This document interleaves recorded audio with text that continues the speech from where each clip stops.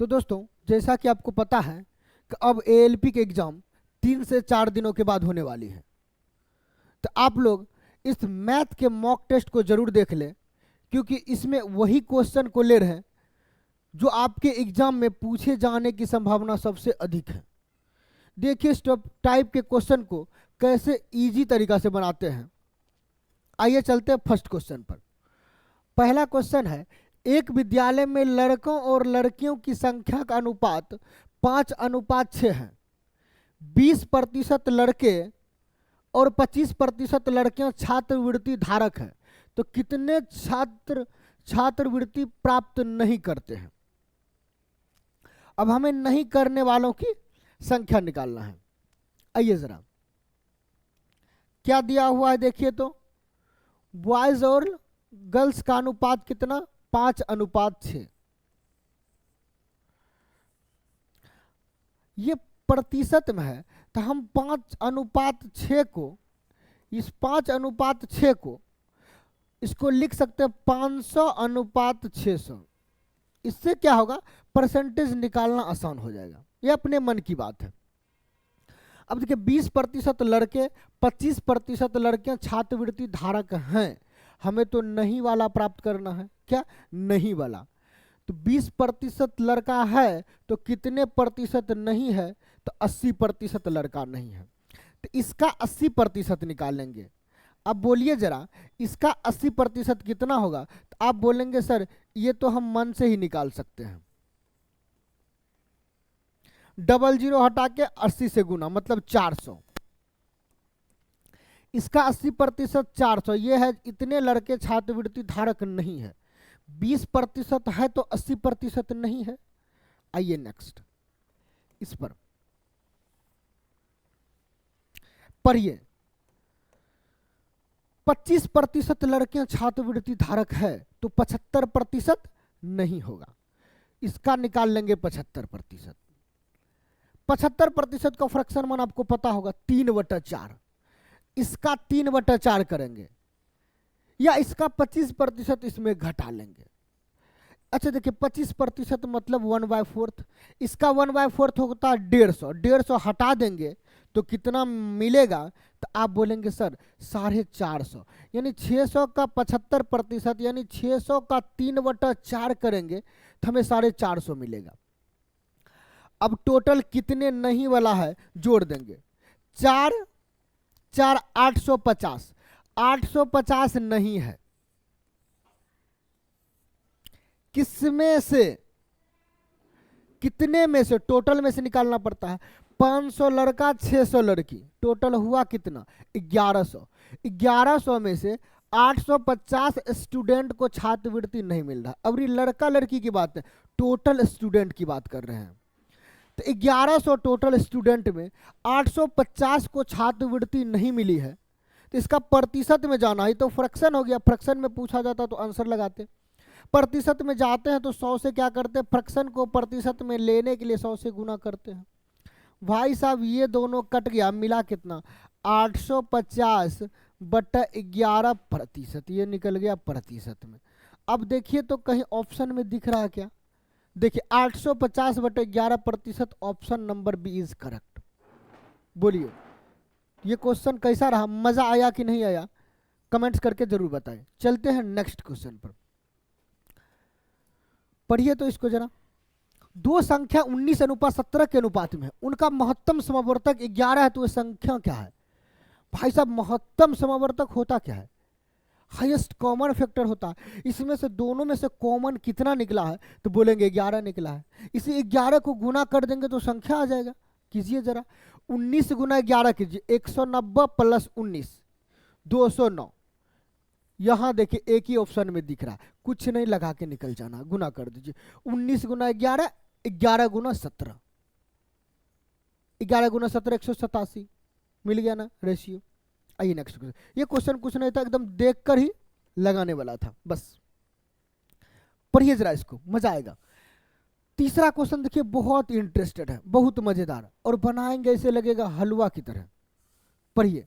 एक नदी के किनारे पर खड़ा एक व्यक्ति देखता है कि नदी के दूसरे किनारे पर एक पेड़ द्वारा बनाया गया कोण 60 डिग्री है। भाई साहब एक आदमी खड़ा है यहाँ, मान लेते हैं, चलिए दूसरा कलर लेके बनाते हैं। मान लेते हैं यहाँ एक आदमी खड़ा है और इसने देखा कि नदी के दूसरे किनारे पर, नदी के दूसरे किनारे पर एक पेड़ द्वारा बनाया गया कोन, एक पेड़ खड़ा है, देखिए दूसरे किनारे पे एक पेड़ लगा दिए। इसके द्वारा बनाया गया कोन, आदमी छोटा फिगर बना लेते हैं, मान लेते आदमी यहाँ, इसके द्वारा बनाया गया कोन कितना है, 60 डिग्री है। कितना है भाई, 60 डिग्री है। आइए आगे पढ़िए, कुछ नहीं, क्वेश्चन देखिए इजी से बनाएंगे। वह किनारे पर 36 मीटर पीछे आता है। अच्छा पीछे किधर है, नहीं समझ में आता तो अगला एंगल भी देख के समझ आएगा। और देखता है कि 30 डिग्री का कौन बनता है। भाई जब 60 आगे बढ़ते जाएंगे तो ये बढ़ते बढ़ते यहाँ 90 हो जाएगा। 30 डिग्री कौन बन रहा है, जिसका मतलब पीछे आ रहा है। ऐसे भी सोच सकते हैं, लेकिन साफ साफ लिख भी दिया है कि 36 मीटर पीछे आता है। यहाँ से इसे 36 मीटर पीछे कर लेंगे, कर लिए ना। कितना मीटर पीछे है, तो ये 36 मीटर। चलिए लिखते हैं अलग कलम से, ये 36 मीटर पीछे कर लिए। अच्छा गाछ की ऊंचाई, पेड़ की ऊंचाई भी दिया है क्या, नहीं दिया, रहने देंगे फिलहाल। आई भाई 36 मीटर पीछे जब गया तो देखा कि इसका जो एंगल बन रहा वो 30 डिग्री का बन रहा। कितना डिग्री का, 30 डिग्री का। यहां लिख देंगे 30 डिग्री। चलिए जरा आइए, अब कुछ नहीं करना है, पढ़िए अब। ये 36 मीटर यहां से यहां तक की दूरी है। ये 36 मीटर क्या है, यहां से यहां तक की दूरी 36 मीटर है। तो बोला नदी की चौड़ाई बताना। भाई साहब नदी कौन है, तो आप बोलेंगे सर नदी की चौड़ाई यहां से यहां, ये नदी यहां से यहां तक था, यही है नदी की चौड़ाई, फ्लोटिंग कर दिए है। इसकी चौड़ाई निकालना है, कुछ नहीं, एकदम इजी तरीका से बताएंगे, टेंशन ना ले, फ्री रहे। आइए मजा देते हैं। देखिए आपको पता होगा 60 डिग्री में यदि एंगल 60 डिग्री का हो तो 10 60 लगाते हैं, 10 60 का मन √3/1। रेशियो जो बनता है वो √3/1 का रेशियो बनता है। क्या भाई बनता है, √3/1 का रेशियो बनता है। बना दीजिए, ये √3 हो जाएगा, ये नीचे वाला 1 का होगा, ये अंदर वाला रेशियो में।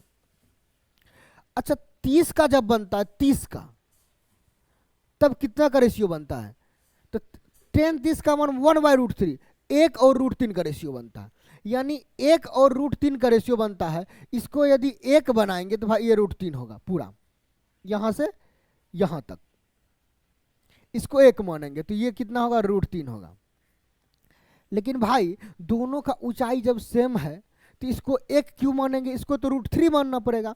देखिए जरा, 1 और √3 का रेशियो बनेगा, लेकिन यहाँ 1 का मान, ये 1 का मान √3 है, तो इसको यदि √3 से गुना करेंगे तो यहाँ भी √3 से गुना होगा, सीख ले।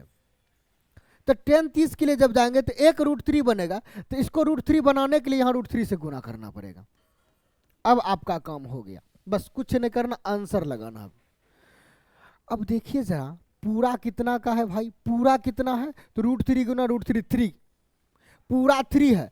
इतना फ्लोटिंग जितना नदी की चौड़ाई है वो 1 है, तो जो बचा इतना दूर वो कितना होगा, तो आप बोलेंगे सर इतना दूर जो बचा है, ये इतना दूर, इसका मान 2 यूनिट हो जाएगा, क्योंकि पूरा 3 यूनिट, इतना 1 यूनिट, इतना 2 यूनिट, बस इतना ही समझना था। आइए आंसर लगाते हैं। 2 का मान कितना, तो 36, 2 का मान 36, 1 का मान कितना, 18, मतलब नदी की चौड़ाई आ गया 18 metre. Option number C correct answer.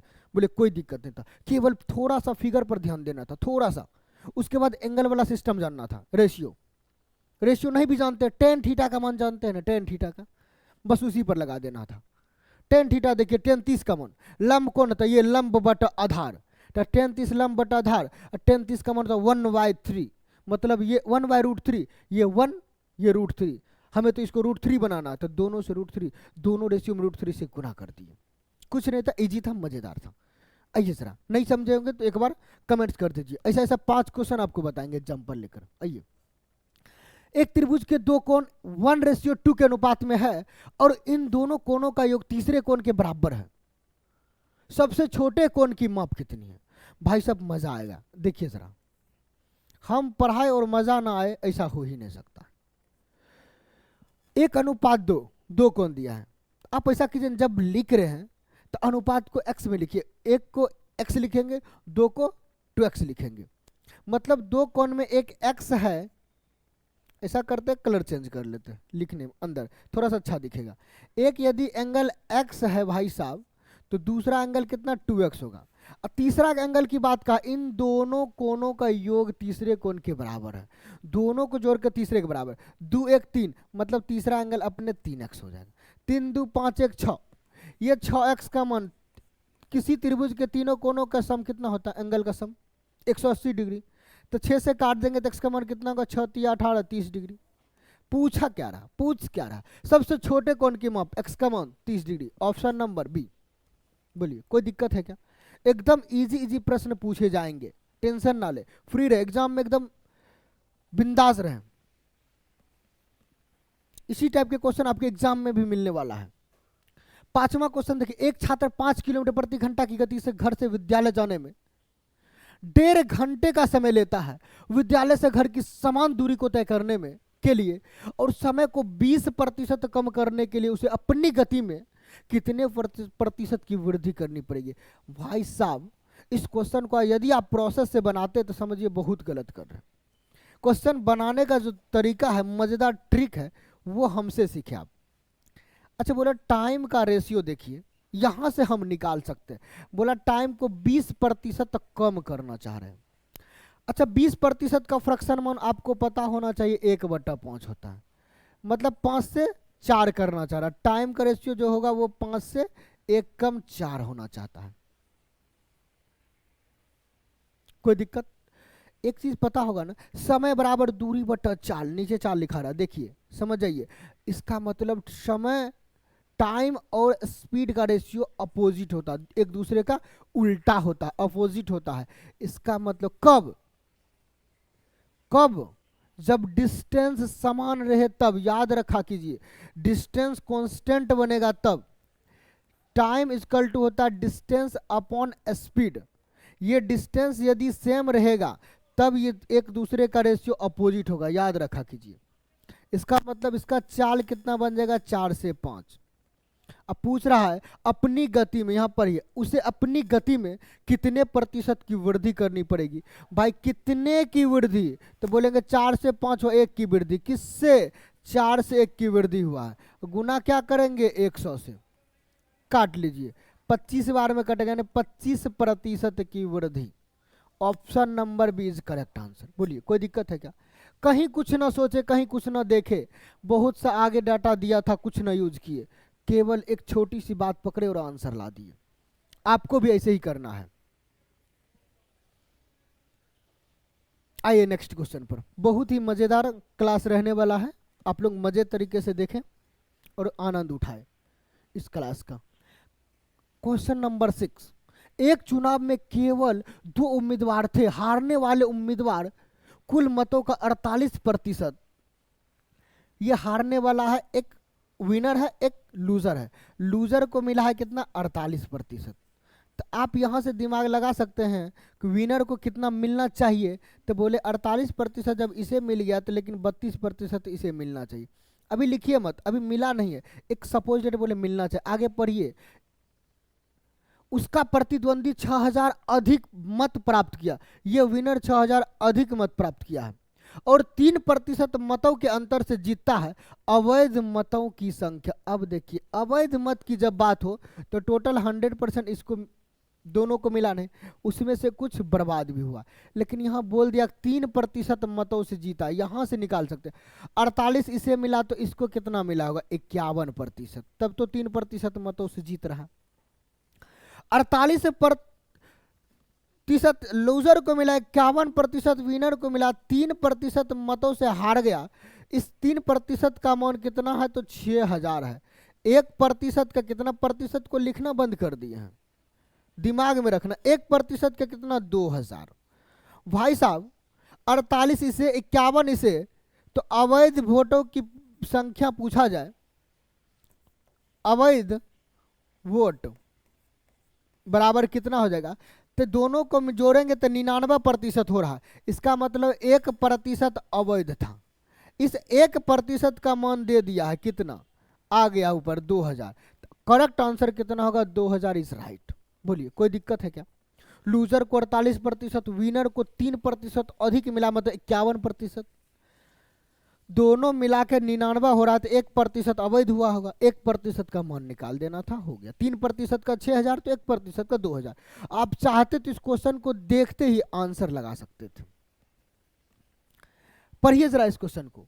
यदि द्विघात समीकरण इतना और द्विघात समीकरण इतना का एक मूल -5 है, तो P और K का मान क्या होगा। भाई साहब आपको पता होना चाहिए, क्या आपको पता होना चाहिए, यदि दोनों का एक कॉमन मूल -5 है, इस मूल का मान यानी x का मान जब -5 रखेंगे तो वो समीकरण को 0 ला देगा। ये पता होना चाहिए, 9th में पढ़ाया जाता है। मूल कितना है, -5, यानी इसमें x का मान -5 रखेंगे पहले समीकरण में। 2 इंटू -5 का स्क्वायर, देखते जाइए, प्लस p इंटू -5 करेंगे तो -5p हो जाएगा। -15 बराबर 0। क्या कर रहे हैं, x का मान ये x का मान -5 रख रहे, याद रखिए। मूल मतलब x का मान होता है, और कितने के बराबर करेंगे, जब x का मान रखेंगे तो उस समीकरण को 0 ला देगा, तभी वो उसका मूल कहलाता है। उसी को शून्यक भी बोलते हैं। माइनस का स्क्वायर प्लस 5 का स्क्वायर 25, 25 दूना हो जाएगा 50। भाई -15 तो रहने दीजिए, बराबर -5p, इधर आके क्या हो जाएगा, +5p। कोई दिक्कत है तो जरा बता दें। अच्छा बोलिए, 50 में से 15 घटेगा तो हो जाएगा 35, बराबर 5p। काट देंगे तो p का मान कितना होगा, तो आप बोलेंगे सर p का मान कितना, 7 × 35 हुआ। एक काम हो गया, p का मान आ गया। देखेंगे p 7 कहाँ, ऑप्शन 2 में मिल रहा, अभी 2 खत्म हो गया। इस दोनों पर ध्यान रखना है। अब k का मान ढूंढना है, इसमें x और p का मान रख देंगे, k का मान आ जाएगा। चलिए रखिए, p का मान 7 है तो रख दीजिए 7, दूसरा समीकरण में रख रहे, इसमें रख रहे। k का मान निकालना भाई साहब, k रहने देंगे। x का मान दोनों के लिए -5 है तो -5 का स्क्वायर करेंगे। देखते जाया कीजिए। प्लस x मतलब प्लस नहीं -5 रखेंगे, क्योंकि x का मान -5 है। आइए हल कीजिए, एक ही लाइन में आंसर ला देते हैं। 7 इंटू 5 25, देखते जाए, 5 25,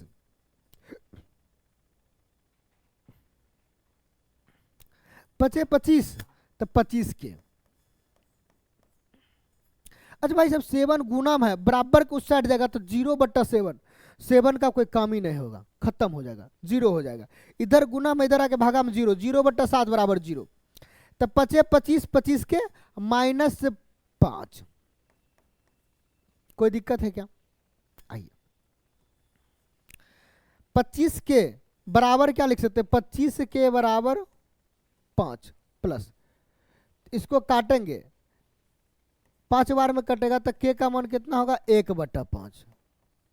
1/5 प्लस में कि माइनस में, प्लस में 0.2, प्लस वाला option number is correct answer. बोलिए कोई दिक्कत है क्या।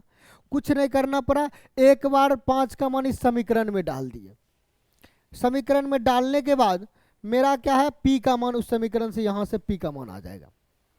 जब p का मान x का मान आ गया, इस समीकरण में p और x का मान रखेंगे, k निकल जाएगा। इसमें p और k का मान रख दिए, k निकाल लिए। यहां करेक्ट आंसर कितना, k का मान 0.2 और p का मान 7 और 0.2 प्लस में जहां दिखा वहां लगा दिए। आइए नेक्स्ट क्वेश्चन पर, पढ़िए जरा क्वेश्चन को। स्थिर जल में एक नाव की गति 15 किलोमीटर प्रति घंटा है, धारा की गति 3 किलोमीटर प्रति घंटा, 2 चक्कर अर्थात एक सिरे से दूसरे सिरे पर जाना और वापस आना तथा समान प्रक्रिया को दोहराना। मतलब एक साइड से फिर गया फिर आया तो 1 चक्कर हुआ, ऐसा 2 चक्कर लगाया। पूरा करने में धारा के प्रतिकूल और धारा के अनुकूल लिए गए समय के बीच का अंतर 10 मिनट है। तो दोनों सिरों के बीच की दूरी कितनी होगी? अच्छा सपोज डेट इस क्वेश्चन को बनाने का मजेदार टेक्निक सिखाते हैं। अच्छा बोले 2 चक्कर में 10 मिनट, एक चक्कर की बात करें तो आप बोलेंगे सर 5 मिनट लगा। तो सबसे पहले जो टाइम होगा उसको घंटा में बदल लिया कीजिए, पहला स्टेप। अब दूसरा स्टेप सिखाते हैं। दोनों का चाल, एक बार चाल जोड़ेंगे, एक बार चाल घटाएंगे, यानी एक बार धारा के अनुकूल चलेंगे, एक बार धारा के प्रतिकूल चलेंगे। याद रखिए, धारा के जब अनुकूल चलेंगे तो चाल कितना हो जाएगा? 15 + 3 18 हो जाएगा, लिख देंगे गुना। फिर धारा के प्रतिकूल चलते तो 15 में से 3 गया, कितना? 12 हो जाएगा, उसको लिख देंगे। नीचे दोनों का अंतर कितना? 6। कैलकुलेशन कीजिए, यही मिल जाएगा आपका डिस्टेंस, दूरी। 2 चक्कर था इसलिए समय को आधा किए। यदि एक ही चक्कर का समय रहता तो समय को इतना रहने देते, केवल समय को घंटा में बदलना है। चाल किलोमीटर प्रति घंटा में रहेगा, ये घंटा में रहेगा तो डिस्टेंस की ऑटोमेटिक है कि किलोमीटर में आएगा, ये डिस्टेंस किलोमीटर में आएगा। आइए काटने के लिए हमसे सीखिए। 12 × 5 = 60, खत्म। और 6 × 3 = 18। भाई साहब डिस्टेंस कितना है? तो आप बोलेंगे 3 kilometre is correct answer, option number C. बोलिए कोई दिक्कत है क्या? मजेदार ट्रिक के साथ सीखे ना। आइए, नहीं समझ में आ रहा होगा तो कमेंट्स करके बताइएगा। कुछ नहीं है, क्वेश्चन इजी। इस टाइप के जब भी पूछे पहले टाइम को लिखिए या पहले इसी चीज को लिखिए, बाद में समय से गुना कीजिए, अपनी अपनी मर्जी है। आइए नेक्स्ट पर ये नवा क्वेश्चन। चीनी के मूल्य में 10% की वृद्धि होती है। 5 सदस्यों वाला एक परिवार अपने व्यय में वृद्धि नहीं करना चाहता है, उन्हें चीनी के उपभोग में कितने प्रतिशत की कमी करनी चाहिए? भाई परसेंटेज के क्वेश्चन में ये तो फायदा मिलता है कि बहुत सारे बात लिखा तो रहेगा, बिना यूज किए बना सकते, क्योंकि इसमें कंपेयर करना होता है। कंपेयर में कुछ बात हम इग्नोर भी कर सकते हैं, और जो करने वाला इग्नोर करने वाला उसी को करे, फालतू को नहीं। अरे 5 सदस्य रहे कि 50 सदस्य रहे, हमें तो केवल खर्चा से मतलब है। जब खर्चा से मतलब है, सदस्य से कोई मतलब नहीं है, छोड़ देंगे उसे। अब बोलिए चीनी के मूल्य में 10% की वृद्धि, 10% का फ्रैक्शन मान 1/10, देखते जाइए। 10% का फ्रैक्शन मान 1/10, इस पर 1 की वृद्धि। मान लेते हैं 10 रुपया प्रति केजी यदि चीनी था पहले, तो अब 1 की वृद्धि हो गया तो 11 रुपया प्रति केजी हो गया होगा। देखते जाइए, एकदम फ्रेश बता रहे हैं, रेशियो से, ये रेशियो में लिखे हैं।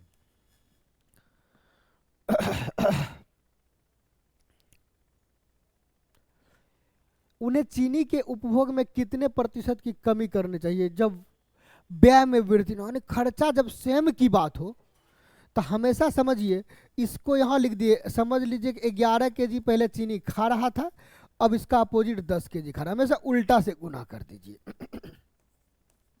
इसको यहाँ से, इसको नीचे से, इससे देखिए आपका खर्चा सेम हो जाएगा। 10 × 11 110, 10 × 11 110, यानी 10 रुपया प्रति केजी। 11 केजी चीनी का कीमत 110 रुपया, 11 रुपया प्रति केजी चीनी, 10 केजी चीनी के दाम 110 रुपया। दोनों सेम हो गया ना, खर्चा सेम हो गया, लेकिन बोला उपभोग में कितने प्रतिशत की कमी, कितने की कमी, तो बोलेंगे 1 की कमी कर रहे हैं। जितने की कमी करते हैं उसको ऊपर लिखेंगे, जिससे 11 से तो उसको नीचे गुना कर देते 100 से, बस हो जाएगा answer. 11 × 9 = 99, 9.1/11% is correct answer, option number C. बोलिए कोई दिक्कत है क्या? इजी से इजी प्रश्न पूछे जाते हैं एएलपी में, आप लोग ध्यान से देखिए। कुछ नहीं था इसलिए मॉक टेस्ट करवा, इससे हार्ड क्वेश्चन आपको एएलपी में नहीं मिलेगा, इस बात की गारंटी है। यदि इतना हार्ड आपको इजी लग रहा है, समझ लीजिए आपको एग्जाम में भी क्वेश्चन इजी लगेगा। इससे कहीं ना कहीं हल्का एग्जाम में पूछा जाएगा, इजी क्वेश्चन पूछा जाएगा। चलिए मॉक टेस्ट से इजी क्वेश्चन पूछा जाएगा, जो हम प्रीवियस ईयर करवाते हैं उससे थोड़ा सा हाई पूछ सकता है, मॉक टेस्ट से थोड़ा सा नीचे, यानी बीच का क्वेश्चन रहेगा। तो एक आध दो क्वेश्चन आप, एक आध दो सेट आप मॉक टेस्ट जरूर देख ले, 2-4 सेट प्रीवियस देख ले, इस आपके लिए काफ़ी हो जाएगा। ऐसे भी एग्जाम 2-3-4 दिन बचा है, तो आप लोग उसी हिसाब से पढ़ें। कोशिश करें चैप्टर का रिवीजन करने की भी कोई ज़रूरत नहीं है। जो लग रहा है थोड़ा मोड़ा रिवीजन कर लें, कि जो लग रहा है कि एक क्वेश्चन हमें दिक्कत हो रही है तो एक नज़र डाल सकते हैं। फिलहाल आप सेट और मॉक टेस्ट पर जरूर ध्यान दें, क्या क्वेश्चन पूछने की संभावना है उस पर ध्यान दें, उसी टाइप जाकर चैप्टर में भी थोड़ा सा नज़र दे दें ताकि आपका रिवीजन कंप्लीट हो जाए। चलिए आइए नेक्स्ट क्वेश्चन। एक वर्ग का विकर्ण रूट 200 सेमी है। यदि एक आयत की भुजाएं 5:2 के अनुपात में जिसका क्षेत्रफल वर्ग के क्षेत्रफल के बराबर है तो आयत की लंबाई कितनी होगी? आइए, अच्छा बोलिए, वर्ग का विकर्ण दिया है, आपको वर्ग का क्षेत्रफल पता होगा, नहीं है तो हम सिखाते हैं। √2a किसका होता है? वर्ग का विकर्ण होता है। डी, हमें a² निकालना है, वर्ग का क्षेत्रफल तो होगा d²/2, यानी विकर्ण का स्क्वायर/2 होता है वर्ग का क्षेत्रफल, पता है ना। आइए, वर्ग का क्षेत्रफल और आयत का क्षेत्रफल दोनों को बराबर कर लीजिए, तो विकर्ण का स्क्वायर यानी √200 का स्क्वायर बटा 2, ये हो गया किसका? वर्ग का क्षेत्रफल। विकर्ण का स्क्वायर बटा 2, विकर्ण √200 दिया था, और बराबर है किसके? तो आयत के क्षेत्रफल से। आयत की लंबाई 5x और चौड़ाई 2x। आयत का क्षेत्रफल लंबाई गुना चौड़ाई होता है, यानी 5 अनुपात में तो इसको लिखेंगे 5x गुना 2x। देखिए ऊपर कितना होगा भाई साहब? ऊपर हो जाएगा 200, रूट खत्म हो जाएगा स्क्वायर से, बटा 2 बराबर, यहां आइए 5 दूना 10, 10x, 10x स्क्वायर हो जाएगा। काटिए, यहां से 0 से 0 खत्म हो जाएगा, इससे कट जाएगा 10 बार में। x² का मान 10, x का मान निकालना तो इधर आके रूट लग जाएगा। x का मान कितना? √10। √10 कहाँ मिल रहा भाई साहब? x का मान √10। हमें पूछा आयत की लंबाई, लंबाई कितना है? 5x, चौड़ाई 2x है, तो 5x मतलब 5 से गुना, इसको 5 से गुना करेंगे, देखते जाइए, तो हो जाएगा 5√10 बराबर कितना? आयत की लंबाई l बराबर, ये l बराबर हो गया, क्योंकि l दिया है 5x। आप बोलेंगे सर ऑप्शन में तो कहीं दिख ही नहीं रहा। भाई रूट से बाहर जो है अंदर तो करो, नहीं मिला तो ये अंदर होकर 25 अंदर जाएगा, 5 का स्क्वायर अंदर जाता है, रूट से बाहर होगा तो स्क्वायर रूट आएगा, तो अंदर जाएगा तो स्क्वायर अंदर आएगा। 25 25 नहीं 250, जब रूट के अंदर आएगा तो ये बन जाएगा 250। लंबाई निकल गया कितना? आयत की लंबाई 250, ऑप्शन नंबर ए करेक्ट। बोलिए कोई दिक्कत है क्या? कुछ नहीं था, क्वेश्चन इजी था। बोल दिया वर्ग का क्षेत्रफल आयत के क्षेत्रफल के बराबर है, कर दिए, वहां से x निकाल दिए, x निकालने के बाद बोला लंबाई बताइए, लंबाई 5x है, 5x निकाल दिए, काम हो गया, कुछ नहीं था। आइए नेक्स्ट क्वेश्चन पढ़िए जरा इस क्वेश्चन को। 20 लड़कों के एक समूह के औसत वजन की गणना 65 kg की गई और बाद में पता चला कि एक लड़के के वजन को गलती से सही वजन 66 kg के बजाय 76 kg पढ़ा गया था, सही औसत वजन था। भाई साहब देखिए अब समझ जाएंगे, पढ़ना था 66, गलती से पढ़ दिया 76, ज्यादा पढ़ा गया तो औसत कम होगा, 65 से औसत कम होगा, तो इसका मतलब देखते ही इस दोनों ऑप्शन को काट सकते हैं। हीट एंड ट्रायल मेथड भी यही कहता है। जब आपके पास एग्जाम में या तो बनाने नहीं जान रहे पूरी तरह से, या आपके पास समय कम हो और आंसर लगाना हो, तो देखिए देखते ही क्वेश्चन को पढ़ते 2 ऑप्शन खत्म हो गए। अब हिट भी कर सकते हैं, आपकी मर्जी, लेकिन हम करने नहीं देंगे, हम सिखाएंगे। अच्छा देखिए तो कितना अधिक पढ़ा था? 10 अधिक, तो कितना कम होगा औसत में? 10 का कमी होगा, कितने बच्चे के बीच बटा जाएगा ये 10? 20 लड़कों की बात है, जितना कम या ज्यादा होगा उसको जितने टोटल होगा उसमें बांट देंगे, भाग देंगे तो आएगा 0.5, यानी 0.5 औसत में कमी होगा। औसत है 65, उसमें 0.5 की कमी हुआ तो मतलब हो गया कितना? 64.5 kg। कुछ नहीं था, एकदम इजी सा क्वेश्चन था। 10 kg अधिक पढ़ा गया था, 10 kg कम पढ़ना था, उसको कम लाना था 10 केजी। कितने में से? अब ये 10 केजी औसत में बटाएगा तो सभी में बटाएगा, तो 20 लड़का में बटाएगा तो 20 से भाग देंगे, सब बराबर बराबर सब में घट जाएगा। चलिए आइए जरा नेक्स्ट क्वेश्चन पढ़िए। 12वां क्वेश्चन है, एक निश्चित राशि को 3 दोस्तों राजीव, केवल और अमित के बीच 2, 3, 7 के अनुपात में विभाजित किया गया। यदि अमित का हिस्सा केवल के हिस्से से 15 रुपया अधिक है तो विभाजित की गई कुल राशि कितनी है? भाई साहब अमित केवल लास्ट वाला है, ये अमित केवल इसकी बात है, राजीव अमित केवल यह है, और इसमें दिया है अमित और केवल के बाद। ये दोनों का अंतर देखिए तो ये दोनों का अंतर कितना है? 4 का। 4 का मान कितना दिया? 15 दिया है। तो विभाजित के कुल राशि कितना होगा? 7, 3, 10, 2, 12 का मान। हमेशा एक का निकालना जरूरी नहीं होता है, याद रखा कीजिए। नहीं कट रहा था हम छोड़ दिए। 4 तिया 12 तो 15 तिया 45, टोटल राशि कितना विभाजित किया? तो 45 रुपया, ऑप्शन नंबर सी। कुछ नहीं था, क्वेश्चन देखना था और आंसर को लगाना था। आइए नेक्स्ट क्वेश्चन पढ़िए जरा, इस क्वेश्चन को मजा आएगा। पढ़िए, एक वर्ग की प्रत्येक भुजा की लंबाई कितनी है जिसके प्रत्येक विकर्ण की माप 10 सेमी है? वर्ग का विकर्ण होता है √2a, इसका मान 10 दिया है। हमें वर्ग की भुजा साइड निकालना, ए निकालना, ए बराबर निकालना भाई साहब 10 को लिख सकते हैं 5 गुने 2 10, बट √2 गुना इधर आके भाग में हो जाएगा।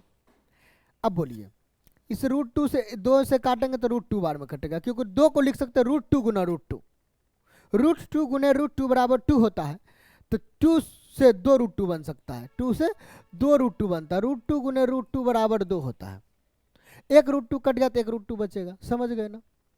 ए बराबर कितना होगा? 5√2 इज करेक्ट आंसर। कोई हरकम कोई कुछ नहीं था। वर्ग की भुजा मांग रहा था, निकाल दिए। कभी कभी क्षेत्रफल मांग लेता, ए स्क्वायर निकाल लेते, क्या दिक्कत था भाई? परिमाप मांग लेता, 4a निकाल लेते। जब ए निकाल लिए, आपके पास हथियार है तो चला भी सकते हैं या चलाना सीख भी सकते हैं, ज्यादा समय लगेगा नहीं, केवल हथियार तो मंगाइए। आइए नेक्स्ट क्वेश्चन। एक घड़ी को किसी निश्चित राशि पर बेचने पर दीपिका को 10% की हानि हुई, लिखते जाइए। उसी घड़ी को 140 रुपये अधिक में बेचने पर उसे 4% का लाभ होता है। भाई साहब पहले हानि हो रहा था, जब लाभ हो रहा, अब लाभ हो रहा। एक बार हानि फिर लाभ, अपोजिट डायरेक्शन में जब जाए तो दोनों जुटेगा, सेम डायरेक्शन में घटता है। एक हानि एक लाभ है, जुटेगा। 10 4 कितना होगा? तो बोलेंगे 14% का हेराफेरी हुआ। इस 14% की हेराफेरी क्यों हुआ? क्योंकि घड़ी को 140 रुपया ज्यादा में बेचा गया था। 1% का मान यहां से निकाल सकते भाई, 14 × 140 10 रुपया हो जाएगा। तो बोला घड़ी का क्रय मूल्य हमेशा क्या 100% होता है। 100% का मान 100 से गुना, 2 0 लगा देंगे, 1000 is correct answer, option number C. बोलिए कोई दिक्कत हुआ क्या? सारे क्वेश्चन तो ऐसे है लगता है देखेंगे और आंसर फट से लगाएंगे। आइए नेक्स्ट क्वेश्चन, ये भी मजेदार है। 9 वस्तुओं का विक्रय मूल्य वास्तव 15 वस्तुओं के क्रय मूल्य के बराबर है, तो इस लेन देन में क्या हो रहा है? देखिए जब वस्तु की बात आए उल्टा लगता है, याद रखिए जब वस्तु की बात हो उल्टा लगाएंगे। जब रुपया की बात हो, जैसे 9 रुपया में किसी चीज को खरीदे 15 रुपया में बेचे, तब वो सीधा नियम लगेगा। लेकिन 9 वस्तु की बात है, देखेंगे ये विक्रय एसपी के साथ क्या है 9 है, सीपी के साथ क्रय मूल्य के साथ 15 है। मेन फोकस एसपी पर देंगे, यहाँ सीपी पर नहीं। रुपया वाले में मेन फोकस सीपी पर रहता है, लेकिन यहाँ एसपी पर देंगे। एसपी वाला यदि छोटा होगा, वहां देखिए एसपी, एक बार पहले सीख लीजिए। यदि किसी वस्तु को 10 रुपया में खरीदे और 15 में बेचे, तो यहां तो लाभ हो रहा था। लेकिन यहां जब वस्तु की बात है, विक्रय के साथ देखेंगे छोटा वाला है, तो समझेंगे विक्रय के साथ छोटा उल्टा होगा, हानि नहीं होकर लाभ होगा, प्रॉफिट प्रतिशत निकलेगा। समझ गए? एक तो बात प्रॉफिट प्रतिशत आएगा।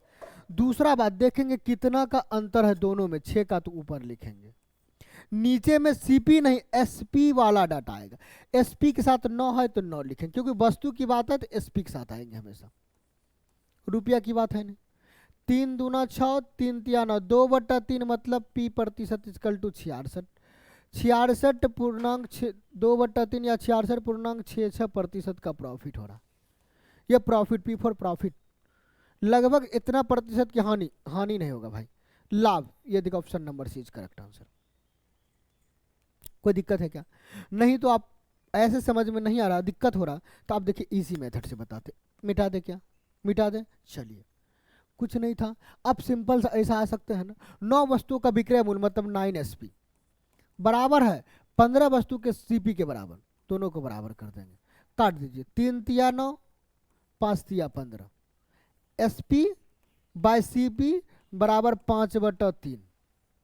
भाई 3 रुपया की वस्तु को 5 रुपया में बेच रहे हैं, कितना हो रहा? प्रॉफिट हो रहा। प्रॉफिट प्रतिशत निकालना, कितने का प्रॉफिट? 3 की वस्तु 5 में बेच रहे, 2 की प्रॉफिट, किस पर? CP पर। अगली बार CP नीचे लिखेंगे, कर लीजिए। देखिए आ गया ना, 66.66% इसका करेक्ट आंसर प्रॉफिट हो गया। कोई दिक्कत है क्या? यदि कोई दिक्कत है तो आगे बढ़िए। क्या? चलिए आते हैं नेक्स्ट क्वेश्चन।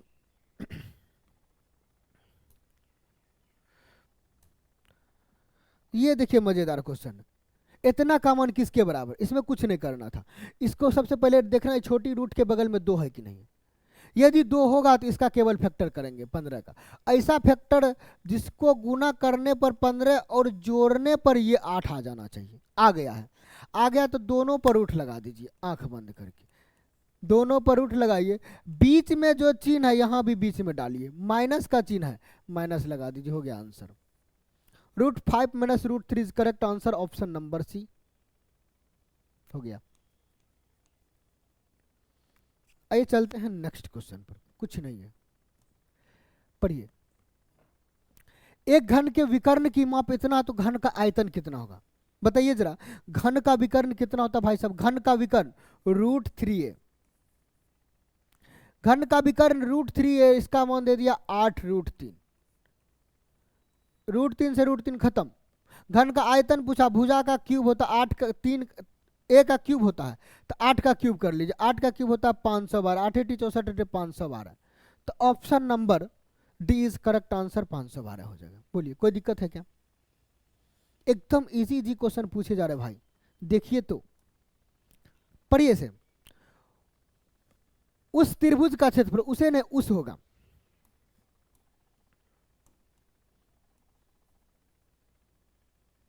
चलिए उस त्रिभुज का क्षेत्रफल ज्ञात करें जिसके शीर्ष इतना इतना इतना है। भाई आप नहीं जानते हैं तो थोड़ा सा आपको जानकारी दे दें, इस टाइप के क्वेश्चन जब भी पूछे तो पहले मोहर मार दीजिए, ये x1 है, ये y1 है, ये x2 है, ये y2 है, क्या कोऑर्डिनेट है y2 है, ये x3, ये y3, इतना तो समझ आ रहा होगा। फॉर्मूला जानते नहीं तो सीख लीजिए, याद करने की जरूरत नहीं पड़ेगी, हम जो बताएंगे।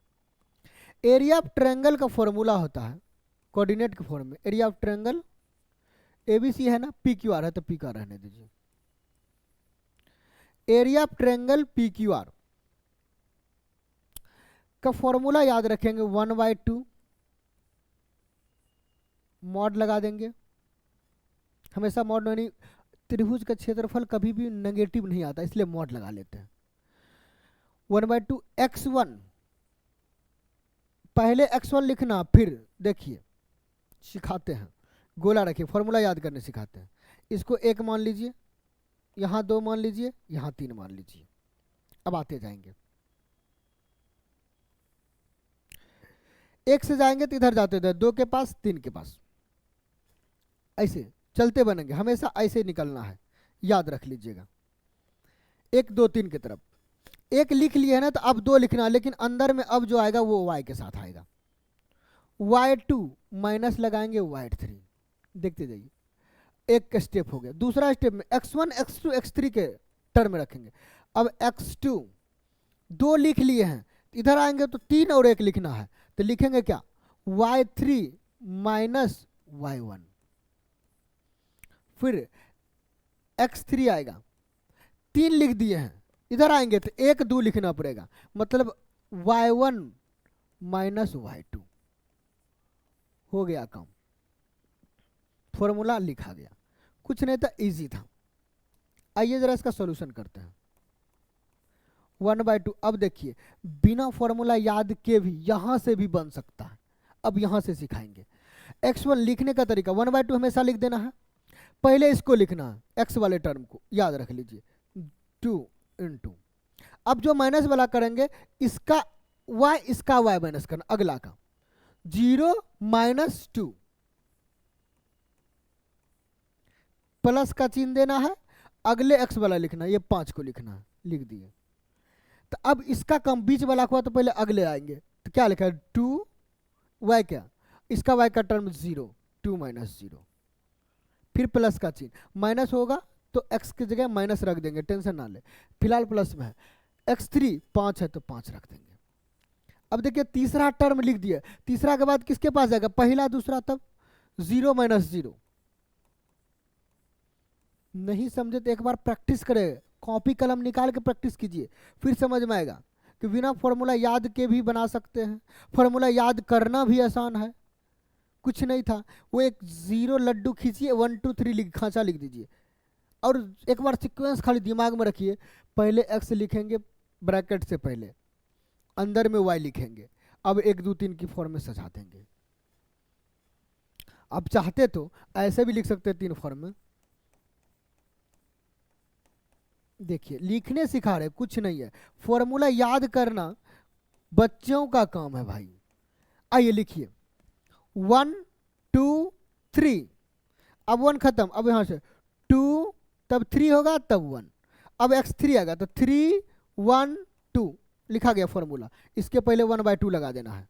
देखिए फॉर्मूला याद करना कुछ कोई जरूरी है क्या, ऐसे तो आप लिख सकते हैं ना, अब तो याद करना ही नहीं है, इससे आसान दुनिया का कोई तरीका नहीं जिससे फॉर्मूला याद रखा जा सके।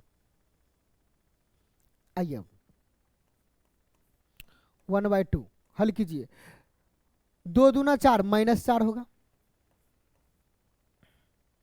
यहां 5 दूना 10 प्लस 10 होगा, 5 गुना 0 0 हो जाएगा, 10 में से 4 गया, 10 में 4 6, 1/2 गुना 6 करेंगे भाई साहब, कितना मिलने वाला 3, 3 वर्ग इकाई, 3 वर्ग इकाई स्क्वायर, इसका correct answer option number D होगा। बोलिए कोई दिक्कत है क्या, एग्जाम में तो फॉर्मूला लिखना नहीं है, हम केवल फॉर्मूला इसलिए लिखते हैं, हो सकता है किसी बच्चे को याद ना हो, भूल गए हो, वो भी रिवीजन करके याद कर ले, उनको भी याद हो जाए। आप लोग एग्जाम में केवल आपको लोग को इतना करना था, केवल 2 लाइन आंसर आता, इतना दोनों इसको तो भी करना है ना, नहीं था, ये दोनों लाइन से आंसर आ जा रहा था, बस आधा मिनट का आंसर था। आइए नेक्स्ट क्वेश्चन देखिए, ये भी मजेदार क्वेश्चन है, एकदम देखते ही आंसर लगाना है। इतना का महत्तम समावर्तक क्या होता, जब फ्रैक्शन में क्वेश्चन रहे और एचसीएफ की बात कहे तो ऊपर वाले का एचसीएफ नीचे वाले के एलसीएम लेना, क्या करना, ऊपर वाले का एचसीएफ नीचे का एलसीएम, यही मैं एलसीएम की बात करता तो ऊपर का एलसीएम नीचे का एचसीएफ, अभी हम एचसीएफ निकाल रहे हैं, निकालिए इस सब का एचसीएफ निकालिए तो 1 आने वाला, कितना आने वाला भाई साहब 1 आने वाला है, नीचे कैल्शियम निकालेंगे तो 60 आने वाला है, 1/60 is correct answer option number D. कोई दिक्कत है क्या, सोचना नहीं था केवल ठोकना था बस। आइए नेक्स्ट और लास्ट क्वेश्चन, ये भी मजेदार क्वेश्चन है। यदि एक चतुर्भुज के 4 कोण इतना इतना इतना के चतुर्भुज के सबसे छोटे कोण का माप ज्ञात कीजिए। भाई साहब चतुर्भुज के चारों कोण के योगफल करेंगे कितना के बराबर, 360 के बराबर, कर दीजिए। यदि एक चतुर्भुज के 4 कोण इतना है तो सबसे छोटका कोण निकालना, पहले चतुर्भुज के चारों कोण तो निकालिए। आइए जोड़िए, अरे वाह यहां उल्टा है, रहने दीजिए, पहले प्लस वाला जोड़िए, 6x x वाला जोड़िए, 6x plus 4x, 6 4 10, 10 plus 12 22x, 22x में यहां से 4x घटेगा, हो जाएगा कितना 18x, x वाला जोड़ दिया 18। अब आइए आगे जोड़ते हैं, ये सब माइनस में है, 14 प्लस में, जो जो प्लस में पहले उसको लिखते हैं, x वाला कम हो गया, 80 प्लस में देखिए, हाँ यहाँ से इसमें देखिए 14 प्लस में, इसको लिख दिए 14 प्लस में। अब घटेगा क्या, ये भाई साहब 5 8 58 माइनस 18, ये घट रहा। अच्छा ये होगा 94 माइनस, जोड़िए तो 60 16 76 होता है ना, 76 घटाइए 814 1 18 हो जाएगा, 76 18 ठीक है 18 18 प्लस में है ना, हल्के तो 18 प्लस में आया। इस किसके बराबर है, 360 डिग्री के बराबर, हल कर दिए। 18 कॉमन लेंगे भाई साहब तो x प्लस 1 बराबर कितना होगा, 360 डिग्री। आप कहेंगे सर काट दीजिए ना 20 बार में, x का मान 20, एक उधर जाके घटेगा, 20 माइनस 1 बराबर x का मान कितना, 19 हो जाएगा। x का मान आ गया है। सबसे छोटा कौन खोजना है, खोजिए जरा। ये 12x में से 58 घटेगा, ये तो बड़ा की बात है, ऐसे सोच लिए। 4x प्लस 14 है, और यहां से हमको तो लगता है यही छोटा हो जाएगा। 1900 के 76, 80 में से 76 घटा देंगे, 80 में से 76 घटा देंगे, 4 डिग्री आ जाएगा। भाई इससे छोटा क्या हो सकता है, option number A is correct answer. बोलिए, वहाँ 4x में जोड़ना था, बड़ा हो जाएगा। 6x में 18 ये घटाना था, 19 छके 114 में 18 घटा रहा है, ऐसे भी बड़ा हो रहा। मतलब ये तीनों कौन बड़ा है, और 4 डिग्री वाला एंगल छोटा है। यहाँ x का मान रखेंगे 1900 के 76, 80 में से 76 घटाएंगे, 4 डिग्री हो जाएगा। बोलिए कोई दिक्कत है क्या। तो दोस्तों आप लोग को यह वीडियो कैसा लगा, यदि अच्छा लगा तो लाइक कमेंट्स करते हुए वीडियो को अधिक से अधिक शेयर कर दीजिए, ताकि जो भी स्टूडेंट इस मॉक टेस्ट को नहीं देख रहे वो भी देखकर इसका लाभ उठाए और एग्जाम में अधिक से अधिक क्वेश्चन बना के आए। धन्यवाद।